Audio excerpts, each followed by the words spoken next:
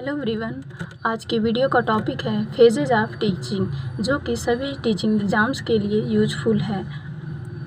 तो सबसे पहले जब हम कोई भी काम करते हैं तो उसका क्या प्रोसेस होता है। सोचिए, हम जब भी कोई काम करते हैं तो सबसे पहले उसकी प्लानिंग करते हैं, फिर उस काम को करते हैं, फिर उसको इवेलुएट करते हैं, है ना। ऐसे ही शिक्षण का मुख्य उद्देश्य क्या होता है? छात्रों को सीखने में उसकी सहायता करना, और इसके लिए कई तरह की क्रियाओं का आयोजन करते हैं हम। फिर इन्हीं क्रियाओं को 3 भागों में विभाजित किया जाता है। 3 सोपानों में 3 स्टेप्स होते हैं इसके, जिसको शिक्षण की अवस्थाएं कहते हैं। तो शिक्षण की अवस्थाओं के 3 स्टेप्स हैं। पहला पूर्व क्रियावस्था, प्री एक्टिव फेज। दूसरा अंतः क्रियावस्था, इंटरएक्टिव फेज।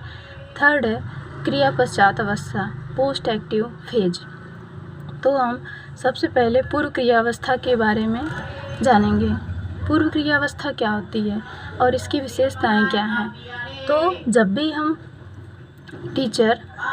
भी शिक्षक जाता है क्लासरूम में, तो क्लासरूम में जाने से पहले वो जो भी क्रियाएं करता है वो सब पूर्व क्रियावस्था के अंतर्गत आती हैं।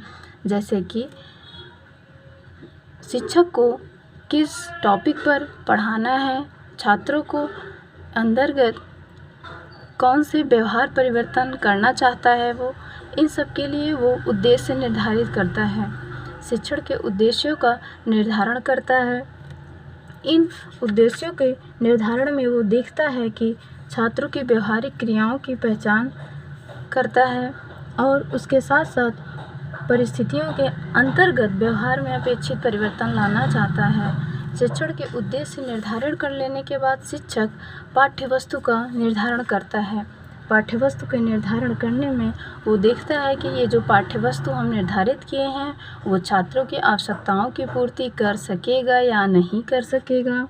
छात्रों का जो पूर्व व्यवहार है वो उस प्रस्तुतिकरण के लिए उपयुक्त है कि नहीं यह पाठ्यक्रम या पाठ्यवस्तु। फिर पाठ्य सामग्री के प्रस्तुतिकरण के लिए छात्रों को किन किन बातों की आवश्यकता है, इन सारी चीज़ों को वो देखता है, उनके बारे में सोचता है और उसकी तैयारी करता है। फिर उसके बाद पाठ्यवस्तु के अवयवों की क्रमबद्ध व्यवस्था करता है। प्रभावशाली शिक्षण के लिए एक शिक्षक अपने उसके पाठ्यवस्तु के तत्वों को जो है क्रमबद्ध तार्किक रूप से व्यवस्थित कर लेता है। उसके बाद वो क्या करता है, उन शिक्षण की युक्तियों के बारे में विचार करता है कि जो उद्देश्य वो निर्धारित किया है उसके हिसाब से कौन सी शिक्षण युक्ति सबसे बेस्ट होगी। अलग अलग टॉपिक्स के लिए अलग अलग स्ट्रेटजीज होती हैं पढ़ाने की, तो वो उन सब के बारे में उसको सिलेक्ट करेगा कौन सी सबसे अच्छी है छात्रों के लिए। और फिर शिक्षण व्यूह रचना की विकास करेगा। इसका मतलब है छात्र जब उद्देश्य निर्धारण कर लिया, पाठ्यवस्तु का निर्धारण कर लिया, स्ट्रेटजी भी बना लिया, टीचिंग स्ट्रेटजी भी, उसके बाद वो सोचेगा कि उसका विकास करने का मतलब है कि वह पहले से ही ध्यान में कर लेगा कि उसको कब प्रश्न पूछना है, कब सहायक सामग्री का प्रयोग करना है, कब सैंपट का प्रयोग करना है, किस तरह करना है। ये सारी बातें वो सोचकर एक प्लान बना लेता है, और ये सब क्लास में जाने से पहले वो करता है। तो इसे पूर्व क्रियावस्था कहते हैं। पूर्व क्रियावस्था के अंतर्गत वह उपयुक्त सभी बातों को ध्यान में रखता है, जिससे कि उसकी एक अच्छी टीचिंग स्ट्रेटजी बन सके और अच्छा प्लान रहे।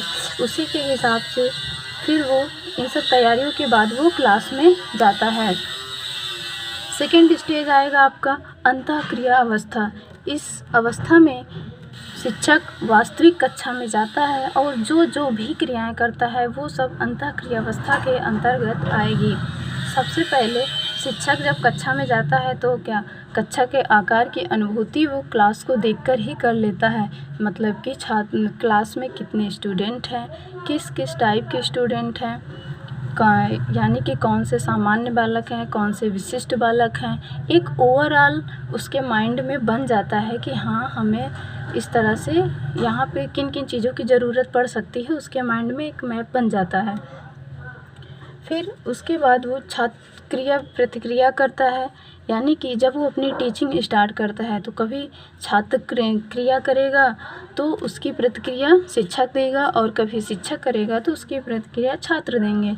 इस तरह क्रिया प्रतिक्रिया होती है। और शिक्षण करते समय छात्रों की कई समस्याएं होती हैं, यानी कि उनके कई प्रश्न होते हैं, उन प्रश्नों का निदान शिक्षक करेगा। ये 3 मुख्य बिंदु थे, और ये सारी क्रियाएं शिक्षक वास्तविक कक्षा में करता है। तो यह